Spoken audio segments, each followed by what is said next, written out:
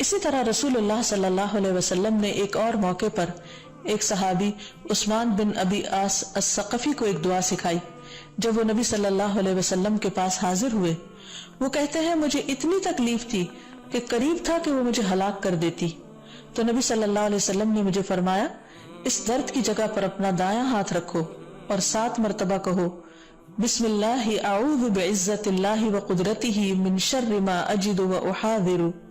بسم اللہ اعوذ بعزت اللہ وقدرتہ من شر ما اجد واحاذر، بسم اللہ اعوذ بعزت اللہ وقدرتہ من شر ما اجد واحاذر، بسم اللہ اعوذ بعزت اللہ وقدرتہ من شر ما اجد واحاذر،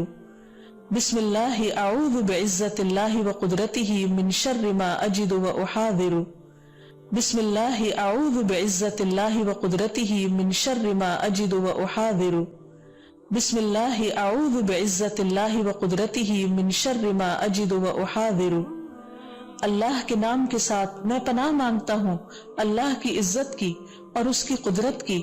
اس شر سے جو میں محسوس کرتا ہوں، یعنی اس تکلیف سے بچنے کے لیے جو مجھے محسوس ہو رہی ہے اور جس سے میں خوف محسوس کرتا ہوں۔ عثمان کہتے ہیں کہ جب میں نے یہ پڑھا تو اللہ سبحانہ و تعالیٰ نے مجھے شفا عطا کر دی۔